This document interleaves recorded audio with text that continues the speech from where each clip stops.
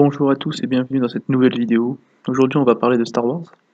Après ce qui s'est passé ce week-end, on peut pas l'éviter le sujet, hein. On va parler d'abord Star Wars Battlefront 3, parce que cette chaîne tourne beaucoup autour du jeu vidéo. Ensuite de Star Wars 7, je vais balancer 2-3 choses que j'ai notées par-ci par-là. De Star Wars Rogue, c'est un peu plus inaperçu lui le pauvre. C'est un spin-off en fait. C'est un nouveau film qui sortira après Star Wars 7, un an après. Et c'est un spin-off, mais bon, vous verrez ça plus tard. Je vous en parlerai plus tard. Alors commençons par Star Wars Battlefront 3. Alors Drapé, un des développeurs qui a été interviewé par le site PC Gamer, le jeu comprendra 4 planètes lors de son lancement, chacune séparée en 2 maps, donc ça fait 8, de tailles différentes, variant de la plus petite à la plus grande, voilà, comme sur Battlefield. Le jeu accueillera 40 joueurs en même temps, sur les plus grandes maps. Il y aura des DLC, avec qui c'était prévisible. La première semaine de décembre, il y aura un DLC gratuit qui permettra de revivre la bataille de Jakku. Vous allez me dire qu'est-ce que c'est Jakku? C'est la planète sur laquelle se déroule le teaser de Star Wars 7. Beaucoup de gens pensaient que c'était Tatooine, mais non, c'est Jakku. Elle s'appelle Jakku. Et alors cette planète, cette bataille, elle se situe 30 ans avant le film, parce que si vous voyez bien dans le teaser, si on regarde bien le teaser, on voit des débris, enfin des destroyers, un destroyer craché sur le sol, craché sur le sol, ouais, craché, et des débris de vaisseaux rebelles. Donc c'est cette planète-là où va se situer ce DLC. Et ce DLC nous permettra de comprendre ce qui s'est passé. Donc c'est pas mal. Ensuite, le jeu sera axé principalement multijoueur, ouais. Bon, pas nouveau. Mais il n'y aura pas de mode solo scénarisé. Il y aura juste des petites missions jouables à plusieurs ou en solo, en compagnie de bots, à la manière de Titanfall. Ensuite, en jeu, il ne sera possible de passer librement de la troisième à la première personne, bah, c'est pas mal, comme dans l'ancien, quoi. Comme dans Battlefront 2. Et on sera capable d'incarner Dark Vador ou Boba Fett, c'est le genre de boss de niveau un peu. Il y en avait dans Battlefront. Il y avait Obi-Wan, Yoda. C'est quand on atteignait un certain point, un nombre de points, on pouvait l'incarner, mais je sais pas si ça va se passer pareil dans celui-là. On pourra aussi piloter des RTT, des X-Wing, des TIE Fighters et tout, ça dépend. Il y aura des véhicules. Avec DICE, pas de souci à se faire. Le split screen, l'écran splitté quoi, sera disponible que dans le cadre d'une mission solo. C'est-à-dire qu'en multi on pourra pas jouer à deux sur la même console quoi. Ah, c'est DICE. Sur les Battlefield on peut pas, donc je verrai pas pourquoi ils en feraient sur Battlefront. Mais dans les anciens on pouvait, donc bon, je sais pas. Bon, ils ont confirmé le 60 FPS, mais wait and see, hein.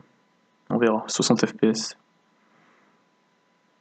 On pourra customiser son avatar, façon rebelle ou son Stormtrooper. Et le jeu sortira que sur PS4, Xbox One et PC. Heureusement, ce sera un jeu next-gen enfin, le 19 novembre prochain. S'il est fini à temps. Enfin, j'espère, normalement ils ont un délai à tenir parce que le film il sort après, donc bon. Je pense qu'il sortira le 19 novembre, il n'y aura pas de report. 2 jours plus tard que les Américains, voilà, 2 jours après. Alors maintenant passons à Star Wars 7. Là, je vous l'ai dit, le teaser se situe sur la planète Jakku, hein. Une planète désertique à première vue. Enfin, a priori, on sait pas, on a vu que ça. Le personnage qui s'appelle Finn, le Stormtrooper qu'on a vu, sans son casque, il pourrait être le Jedi de ce film. Ouais, il y a des rumeurs comme quoi c'est lui le Jedi, mais je pense que c'est lui. Vu les artworks, sa tenue et tout. Et qu'il a un sabre laser, quoi. Donc bon, si c'est pas un Jedi, c'est un Sith, hein, mais on a déjà vu le Sith. Ça va être un Jedi. Euh, le nouveau Sith s'appelle Kylo Ren. Kilo, je pense, Kylo Ren. Ouais, bon.